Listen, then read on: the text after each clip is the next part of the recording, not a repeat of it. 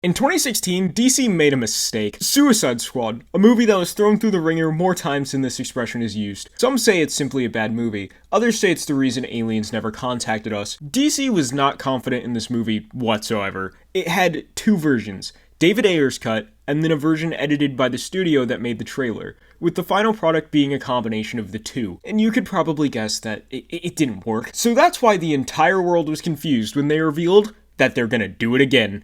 How bold. The Suicide Squad, a movie so confident in itself, it promoted Marvel in its trailer. Last time the director was too much against Marvel, the movie failed. And last time the director was too much for Marvel, the movie failed. So DC split the difference and brought on James Gunn, someone somewhere in the middle. The Suicide Squad has quality of life changes that improve everything. Literally everything compared to the first movie is done better. The plot, pacing, writing, directing, lighting, I could go on, but the character's sentences will end before that list does. The Suicide Squad has a right to its confidence. It did the work. It got the name out of the mud. It also got rid of the neon lights. I don't know what that was about. Now, despite all this, the most notable improvement is, of course, the costume design. Now, in actuality, it's the characters. You can't say character without saying care, and this movie makes me do that. Suicide Squad 2016 was so bland and boring, past the neon, you never really got the chance to care about anyone. Heck, I forgot Flag and Enchantress were engaged, and that was like the main plot, I think. Suicide Squad 2016 was so forced and rushed that any part of character development just felt like a joke. The better the characters, the better the story, and the Suicide Squad drives that home. Gone are the days of blue sky beams. Today is the day of... Alright, DC, what is this? In order to figure out how the Suicide Squad is overall a better movie, it doesn't take that much effort. But to prove it, we have to look at the plot and how the characters move through it. You know the deal. Complete the mission, get 10 years off your sentence. The beginning reintroduces us to the concept of the Suicide Squad. Supercriminals are sent into battles where they could die, and if they don't comply, they die. Wow, look at this cool and colorful cast of characters. I can't wait to see all of them in action. The movie starts with rain on the beach because symbolism, and everyone's about to jump into Halo 5 Warzone. Live fast, die clown. So right as they're approaching the beach, it turns out Blackguard betrayed them and led them right into a trap. Oh no! Who's Blackguard? This is the part of the movie where all our hopes and dreams from the past 11 months die as almost every single member of the team gets killed, including Captain Boomerang. How disappointing. Well, on the bright side, at least you don't have to do as many squad tattoos. This subversion of expectations successfully sets up the idea that anyone is game for dying in this movie. Unless, of course, their name starts with H and ends with Harley Quinn. What? Opening credits? In a superhero movie? That's illegal. But first, 3 days earlier, yeah, this movie jumps around a bit. The beginning of the movie introduces us to the characters we're actually supposed to care about. First is Bloodsport. His superpower is guns. How original. He doesn't want to join the Suicide Squad because he could see through the BS like he could see through the 9 realms. So Waller blackmails him by threatening the life of his daughter, because apparently the bomb wasn't enough. But with our first character set, the two go around and find other people to force into life or death situations. Fred Fingelhorn's dad is in this movie. This is Peacemaker. He's basically Bloodsport. Bloodshot. Frick. He's our second gun guy. The next recruit for the Mini Leagues baseball team is King Shark, or Nanawe. My favorite part about this character is that it's never explained why he's in jail. Bloodsport shot Superman, and Harley Quinn exists, but King Shark's just chilling, I guess. Also, he's possibly the descendant of a god?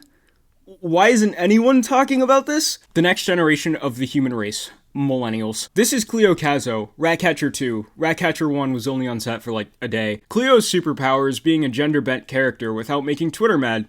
Oh, and also, she controls rats. Wait, hold on. They let her keep a rat? What? Isn't that like how she does crime? Finally, we have Polka-dotman. He is constantly haunted by his past, and it has prevented him from having a normal life, and all sense of happiness has been ripped from his being. But he shoots pretty colors, so now that the team has been assembled... Oh, wait, I can't use that word. Gathered here today to learn the plot of the movie. The small island nation of Cordo Maltese has a regime forming within its government, and that could quickly become a problem for other countries. The problem being a super weapon from space. Superman, he's done it. He's come to rip the roof off the White House. Haha, no. It's Starro, a giant space starfish that likes mind control and violence. He played too much Mario Kart as a kid, and now he's evil. Anyways, now that we've been caught up, we're back at the beach, where it turns out Rick Flag is still alive because his character needs to be redeemed, and Harley Quinn is still alive because she's played by Margot Robbie. So, just for clarification, these are the people who died, and these are our brothers and sisters for the next couple days. We got Cruella, Ratatouille, Killer Croc, but he's a shark now. Congrats, I like him. Grunt Birthday Party, the character. Deadshot but blue. Deadshot but you can't see him. And Deadshot but he's shot dead. Team 2 is moving through the jungle, but stop to get some sleep. And this is where we get great moments of character development. Basically, Nanaue tries to eat Ratcatcher, but Bloodsport notices and stops him. Upon learning this information, Cleo threatens Nanaue, but realizes that he has no friends, so she throws an olive branch. Please, become funny. This scene is great in general, and I'll explain why later. The gang learns of Rick Flag's capture, and Waller sends them on a special mission to save him. This is where the tension between Bloodsport and not Bloodsport really starts growing. They have a competition to see who could create the most unrest faster and more efficiently. But, plot twist, Rick was fine. Those weren't the bad guys, those were the freedom fighters. Also, these are the freedom fighters. People who represent the people of Corto Maltese and are standing up to the regime. To be honest, you don't have to worry too much about them. Yeah, like, I know she was in the roll call, but so was Javelin. The plot is now fractured into two parts here. 1, the Suicide Squad going to stop Project Starro, and 2, Harley. Charles found Javelin on the beach, and he said that she must carry his javelin. Then he died, leaving Harley to not know why she must carry it. Seconds later, she gets captured, but by the actual bad guys this time. Then we get this really confusing plot line of Harley being seen as, like, the perfect bride for the president guy of Corto Maltese, and, like, what? The president guy is bad. Wait, that sentence doesn't work in this type of movie. The president guy is an adversary. Yeah, the president guy tells Harley that he's going to use Starro to get back at other countries. So, Harley does the right thing, and she murders him. Too many red flags, you know? Meanwhile, the Suicide Squad are gearing up to finally dress like normal people. Bloodsport has a tiny bit of character development, while Ratcatcher strikes the pose everyone has as their Twitter profile picture. Their plan is to catch the Thinker, a guy that has heavy involvement in Project Starro. They're going to intercept him at a nightclub, but not before we get great character exposition. Bus scene is the best scene. We get an explanation for why Ratcatcher 2 uses rats, and for why Bloodsport hates them. Ratcatcher 2 explains that her father, Ratcatcher, was smart, but addicted to drugs. So, basically your average celebrity. As flawed as he was, he still loved her. Bloodsport's like the exact opposite. His father was terrible. Locked him in a box with rats for 24 hours one time. What a great coincidence that these two are on the same team. This scene establishes a connection between Bloodsport and Cleo by having them share past experiences over the same object. Rats. One is positive and one is negative. Cleo says that she wishes Bloodsport had the same love she did growing up. And this line is important because it comes back in a subtle way later. Both then make a promise to get the other one out alive. So now they've arrived at the nightclub or something. I don't know, I don't drink. They have to wait for the Thinker. Yeah, he's one of those. In the meantime, the characters sit down to have a couple drinks, and it's just the bar scene from the first movie. It's another bar bonding scene. With perhaps the best foreshadowing, since Cleo's appropriately star-shaped glasses. If I have to see it, you have to see it. This scene reminds me of the times I was drinking Baja Blast at the roller rink with my friends. I remember you guys. Thinker arrives, and at around the same time the military does, Bloodsport gives a gun to the two members who don't use guns and tell them to get the Thinker out, while the others create a distraction. So, the military loses the Thinker to the Suicide Squad, and the Suicide Squad loses part of the Suicide Squad to the military. Then, the Suicide Squad learns that the military has a member of the Suicide Squad. So, the Suicide Squad has to break out to rejoin with the other Suicide Squad to go and save the other member of the Suicide Squad. I really hope I don't get flagged. Also, did you know that the odds of all three of them hitting the regular show Death Punch are 1 in 7.5 trillion? Back to Harley, and this is where we get the funny 69 joke. Harley is a gamer, isn't she? Between this and Mario Kart? Okay. Anyways, Frank manages to break herself out and escape on her own. Harley has come a long way since a white t-shirt in the rain. She gets back with the Suicide Squad, and now they're devising a plan to break into the place to stop the thing before it's too late. Yeah. They're walking back and forth, laying out the ground rules for the Thinker. And they're like, if you cough, you die. If you breathe, you die. If you die, you die. But that's not an open invitation to die. Then they get on the bus to then get off the bus, and that scene happens from like half the trailers. They get into the building that houses Starro, and Team 2 splits into two teams for like the second time in this movie. Flag, Remy, and Doctor Who descend into the basement so that the plot can scare us by revealing the US had involvement in Project Starro. Flag becomes tired of being the military's puppet. By the way, this is his second time on the Suicide Squad. So he conveniently finds all of the info on Project Starro in record pace, and frick, it's Peacemaker. Turns out Waller slipped a 10 under the table to make sure that the info doesn't get out to the public. Rick and Peacemaker get into a Sunday night smackdown, which leads to Flag's death. If only Katana was here, she would have had his back, cut Peacemaker in half with a single sword swing, trapped his soul. Cleo just achieved the impossible. She caught John Cena in 4K. He tries to kill her because he's thorough. But wait, no, he can't kill Cleo. Who will Twitter have to cling on to and ruin? They can't do WandaVision forever. But first, Gun Guy, Woman, Shark Boy, and Polka-dotman ascend to place bombs in the building. Suddenly, they get ambushed and Milton dies. Wait, have I really never mentioned Milton this entire video? You mean this whole time? You're probably like, who's Milton? And I'm here like he was here the whole time, and you're like, oh, Milton, and now look at him. Dead. Oh, and then they get ambushed again. Polka-dotman accidentally sets off the bombs and blows everyone up, but he was going through grief, so it's okay. Now the building is falling apart, and also water, because that's how tension works.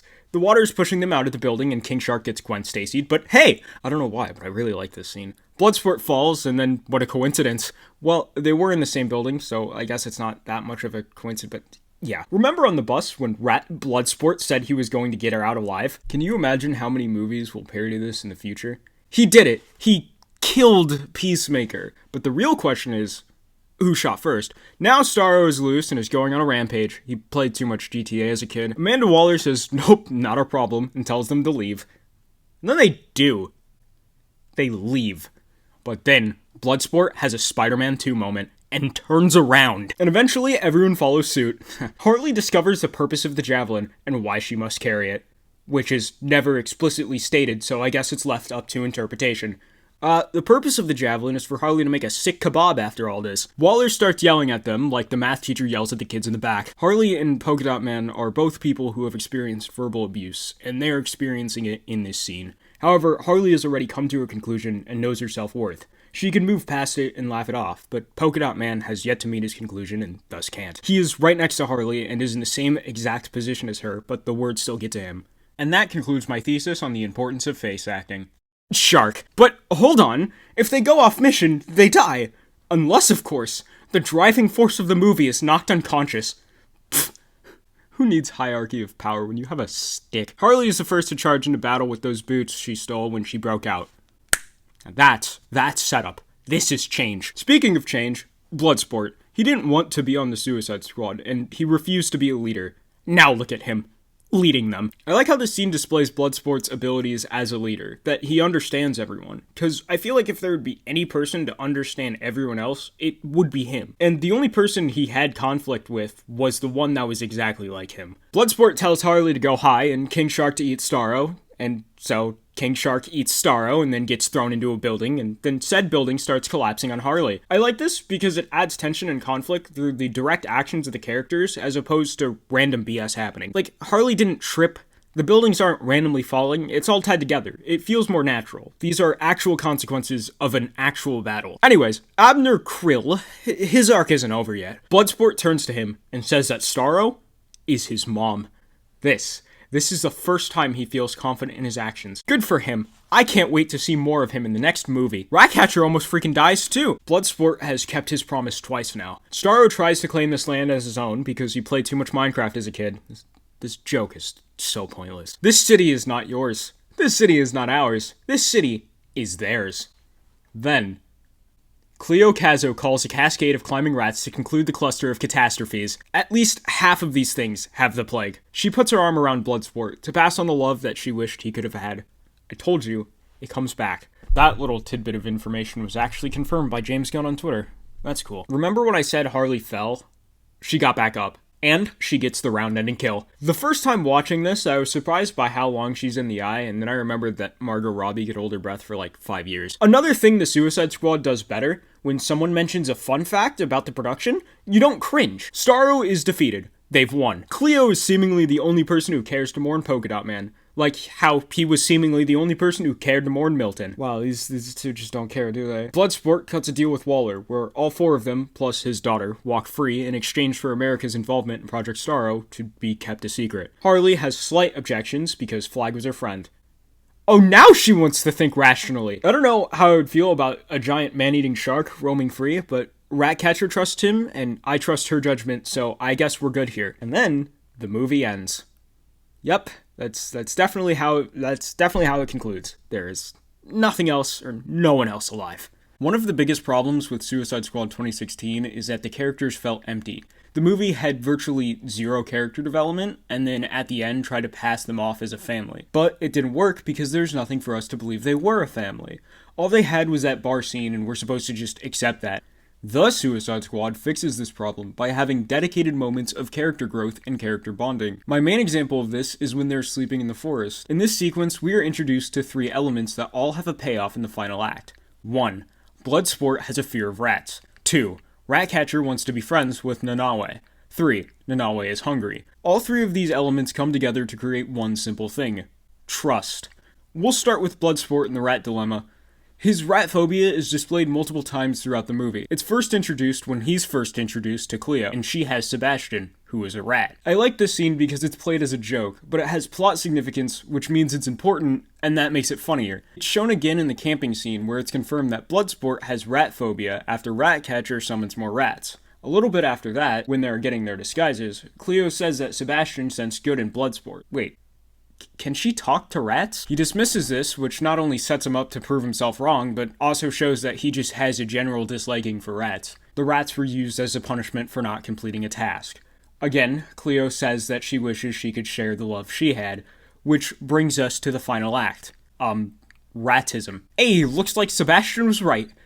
Seriously, can she talk to rats? The rats are back, but now they aren't here to harm Bloodsport. He has a better understanding of Ratcatcher and why rats. Plus, they both promised to get each other out alive, and he's already held up his end of the deal, so it's her turn. Something that was once used as punishment for Bloodsport is now being used to save his life. And to top it all off, Cleo puts her arm around him to share that love. The movie ends with Bloodsport finally mustering up the courage to pet Sebastian. His fears are at ease. Literally start to finish. Next is Nanaue and his relationship with Ratcatcher. Cleo just out here getting all the friends. As mentioned before, the campfire scene is started by Nanaue trying to eat Ratcatcher. Bloodsport saves Ratcatcher, and knocks down King Shark. He's up against the tree, stumped. At first, Cleo doesn't believe that he would eat her, because he has kind eyes or something. Sebastian tells her that it was him. He saw Nanaue Seriously, she could talk to rats. Explain this. Explain it. She asks if Sharky Shark would eat his friends, and he says that he doesn't say yes, and because Ratcatcher is naive, she trusts him. She exploits the one thing Nanaue wants to ensure her own safety. Then she says that if she dies because she gambled on love, then it's a worthy death. Reminds me of The Bus, where she said that despite his flaws, her father still loved her. Makes me wonder if she would consider his life worthy. And doesn't that just play into the entire theme of this movie? I told you. It's the best scene. This is developed throughout the movie, but not as much as the rat phobia thing. Subtle things like Cleo being the only person not to make fun of Nanaue trying to find a disguise. I mean, she laughs at him, but you would too, shut up. Now that I think about it, this is the last time the characters are really together. Until the final act, because they have the bar thing where he can't go inside because in Shark years he's underage. Then they're split between the two teams, so yeah, not as developed as the other things. However, there was a deleted scene that James Gunn spoke about after the Twitter watch party, where King Shark runs off after the bar scene and Ratcatcher finds him playing with a couple of kids. I'm sure that would have been something and no doubt would have developed the friendship. Probably would have asked her to play. Anyways, what happens in the third act is that Nanaue is slammed into a building and freaking dies. Why am I trying to play this joke like I didn't just tell you the end of this movie? Cleo sees that he survived and runs up to hug him. A contradiction of the first image, where he was trying to eat her. Now, she trusts him enough to hug. Even on their ride back to freedom, she leans on his shoulder. And if you really wanted to have everyone have a completed arc on this plane ride somewhere, then we could say that Harley is independent because she is the only one not interacting with another character. Bloodsport has a rat, Nanaue has a rat. She ain't got nobody. The third one is not as big as the other two, but still worth mentioning. Like I said, Cleo tries to eat King Shark because I'm dyslexic. Like I said, King Shark tries to eat Cleo because he's hungry. Throughout the movie, he expresses the phrase nom nom to tell the audience that he wants food. In fact, he eats a guy just a couple scenes after this. How it comes back in the end is that Bloodsport remembers that Nanaue is hungry and that he expresses it through Num Num. So he tells him that Starro is Num Num. That's how it comes back and how it's proved useful. It's a testament to Bloodsport's leading ability. To remember something that amounts to 8 seconds of time. Thanks, Repost YouTube, for helping me come to the conclusion of a trivial detail in a movie 2 months after it released. The Suicide Squad introduces problems for the characters to overcome, then has moments where they work towards overcoming them. And then they do. compared to just saying they're friends. With Suicide Squad, the first Suicide Squad, they have little to no character bonding, and then whip out the word family at the end. They're giving us nothing and asking for a big impactful word at the end. Whereas the Suicide Squad, the true Suicide Squad, shows us the characters growing closer and then calls them friends, giving us more and not asking for something as big in return. The Javelin is weird. It took me a second viewing to truly appreciate its purpose. The Javelin is a weapon that saves Harley's life twice and plays a big role in the final act. This tool has a huge payoff, but the setup for it doesn't seem worthy of that payoff. Harley and Javelin, the guy, not the weapon, have one interaction on the jet, then land on two opposite ends of the beach. Harley runs over to Javelin right before he dies, and he says that she has to use the Javelin for something. That's basically the setup. Two characters who just met and have a small discussion about the purpose of a stick before one of them dies. There is one simple change I would make to the beginning of the movie that I feel would justify the big payoff the Javelin has.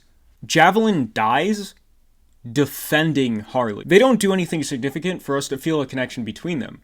Javelin's not in the movie for too long, so there's really only so much you could do. But if he died fighting with Harley and gave his life for hers, she would know that she would have to honor him in some way. The purpose of the Javelin would be more of a sense of obligation, and her using it to kill Starro and becoming a hero would be her fulfilling that obligation. Another idea I had is to just switch the Javelin for a boomerang, since that relationship is already established and displayed in the movie, but that's beside the point. I just feel like the Javelin could have been done a little bit better. Before we get into the main cast, let's start with the Expendables. I expected these characters to last longer. Now, I know that one of the taglines of the movie was not to get too attached, but I figured it would be something like Halo Reach, where they would die periodically as they make sacrifices. But realistically, all of these guys could die 50 times over and still not meet a fraction of what George did. The main problem I have with these characters dying off so early is that it feels wasted. We spent almost a year waiting to see them in action, and now they're gone. Captain Boomerang's death really disappointed me, because I wanted to see more of him. And I know a lot of other people wanted to see more of him too. Now, the only way we could get these characters in more movies is either through time travel or prequels, and I'm sure I'm not the only one getting tired of those. Besides that, these guys were great in the short time that they had. I think the best character out of Team 1 is TDK. He was the funniest and he survived. Or maybe it's just because I played Halo 5, IDK. It is what started my career here on YouTube anyways. Cutscene. Much cutscene. However, had these characters never died in the beginning of the movie, there wouldn't have been enough room to develop the ones that we all love now. So despite not having everyone throughout the movie, the ones we do have made up for it. This is Harley Quinn. She's got my back. I would advise not being killed by her. I stole this joke. I can't lie. I searched the comments for credit, couldn't find it. Sorry. Look, the path Harley takes in this movie is a confusing case. In short, Harley is captured by the president guy of a small island nation where she is in swoon. After learning his motivations, she kills him and of course gets arrested? I don't know what to call this. She then breaks free and takes out all that stand in her path in order to meet up with the other idiots to complete the final act. This part struck me as odd, so I sat down for a while and really tried to understand it. Where we will start is in the car when Harley calls herself a princess. This scene is important. She arrives at the president dude's house and he reveals that his people see Harley as an icon and they want her to be his bride. She kills him. And what she says here is very important. She starts talking about red flags and past experiences. Stuff as big as the president guy experimenting on children and as small as being told that your taste in music is bad. This is the part where Harley has her character reflection. This is when she realizes that she's tired of having to be a certain way, fitting a persona or changing interest. She's over having to be something, like an icon, or a bride, or a princess. I mean, just look at how she reacts to being seen as an anti-American icon. But look at what she gets for being one. Until she learns that it's not worth it because the guy is terrible, and she's been down that path before. She's done. When she's being held for answers, she sings a song about being alone and not having anyone. Then she breaks free by herself and escapes by herself. While she's escaping, there's this beautiful mess of flowers, and in that we could see cartoon birds, similar to that of a Disney animated movie. This scene is about Harley breaking the princess stereotype and saving herself, further solidified by her immediately meeting up the rest of the Suicide Squad to find out that they're going to save her, but They don't need to. Everything that happens here is building up to a moment of self-empowerment for Harley Quinn. There is also the possibility that this is social commentary for the character herself, Harley, and her battle with being over-sexualized with the first movie. I don't want to say icon, but having that specific role people see her as. Going from that to an actual character with realistic struggles and goals, not falling victim to the role those people have given her. I mean, Harley is becoming one of the faces of the DCEU, so like it or not, she's going to be idolized. Might as well have it be for something that the character is about, such as overcoming her struggles and not whatever Suicide Squad 2016 was. One shot, two shot, dead shot, straight shots. I already did the whole thing about Bloodsport, so I won't be talking too much about his character, same with Cleo and Fishman. Bloodsport is our designated marksman and the heart of the Suicide Squad. He goes from cleaning the bathroom floor to being on top of the world as a hero. Now that's a character arc. In this movie, Bloodsport is the living embodiment of stepping up as a person. Waller says that she'll make him a leader. The most important aspect of being a leader is understanding your teammates. Throughout the movie, Bloodsport reflects on himself. This is best represented by his connection with Ratcatcher. When she says that Sebastian sensed good in him, he disagrees. Bloodsport's journey is learning that he can change, and he does that when he becomes a leader, when he chooses to fight Starro. He proves himself wrong in the end and shows that there is good in him. I also like to believe that his connection with Ratcatcher on the bus has led him to rethink his actions as a father. He even says that she reminds him of his daughter. The movie ends before we could really see anything, but what we do see is that his daughter has a change of opinion towards him, so it's possible. Bloodsport also comes face to face with one of his biggest fears, like mentioned before with his rat phobia and how it comes back in the end, the movie ending with him petting Sebastian. Bloodsport is being able to recognize your faults, confront your fears, and become better.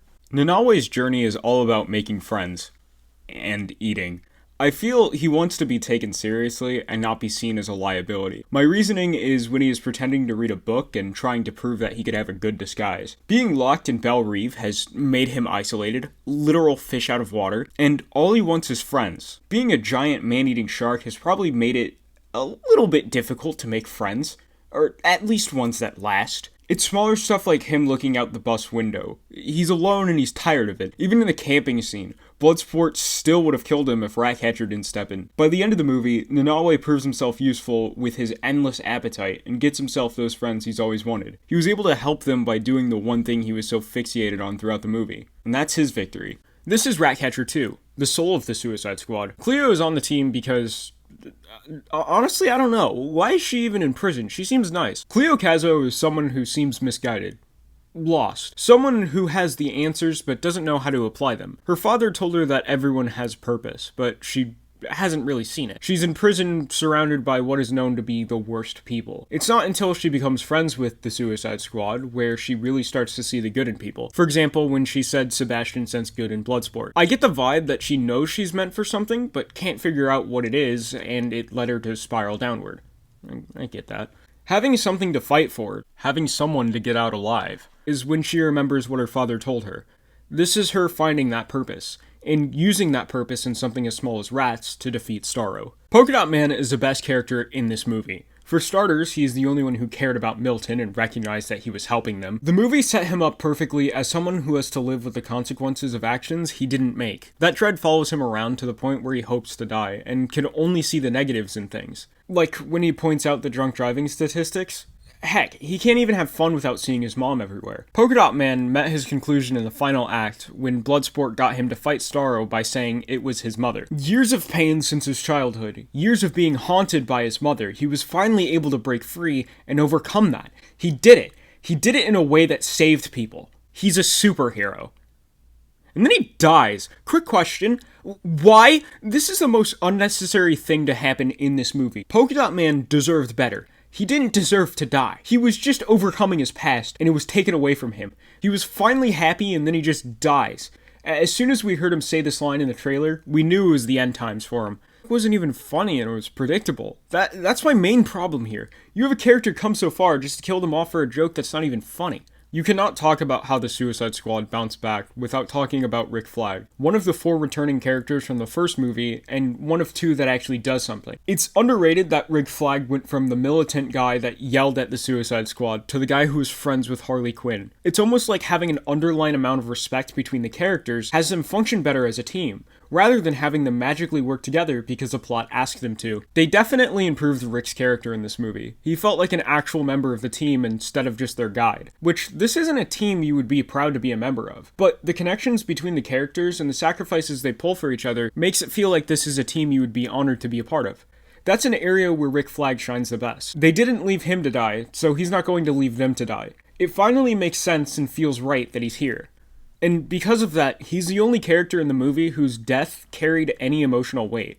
Past anger. It really is a testament to his character, to still hold weight in his death in a movie where so many people die pointless deaths. Definitely proves his character has value. Value that is reflected best in how it affects Harley in Bloodsport. Rick Flag was the only member of the Suicide Squad that wasn't a villain. He didn't get a bomb in his neck. There was no death button under his name. Yet he died fighting for what was right. Peacemaker. What a joke. Where do I even begin with this man? The concept of Peacemaker is great. A man willing to start wars to obtain peace. This makes the plot twist at the end something that works for his character. Looking back at the movie now, I noticed that he was never really involved in any of the scenes that dealt with character development. All he did was listen and butt heads. I also want to mention how the similarities between him and Bloodsport played into their final confrontation. That was a big gripe in Suicide Squad 2016. Everyone did too much of the same thing, so it's nice to see similarities actually being used for something. His antagonistic qualities are only as good as his reasoning, and his reasoning is plausible. He thinks that the payoff is worth withholding the information, because releasing it would disturb the peace. At the back of his mind, not only is there a bomb and smaller bullets, but also the thought of a family waking up without disturbance. And that is why Peacemaker works. He's not your generic, to gain peace we must let loose chaos. Look, my point is, it's an actual moral dilemma, and not some fake nonsense filled with empty buzzwords to give the illusion of a thought-out argument. I saw Suicide Squad 2016 in theaters because I was but a child. That movie has a lot of forgettable moments. However, something that I will never forget is when Amanda Waller's helicopter crashed. After realizing that she was the only person who survived, she picked up a gun and got ready to fight for herself. What happens to Amanda Waller in the Suicide Squad is appalling compared to that. To go from this to being knocked out by a no-name. This is why Almost is in the title. Truly a character fall-off comparable to Luke in The Last Jedi. Yeah, I consider it that bad. I get the whole twist with Peacemaker, but his reasoning was well within his character. He didn't need Waller.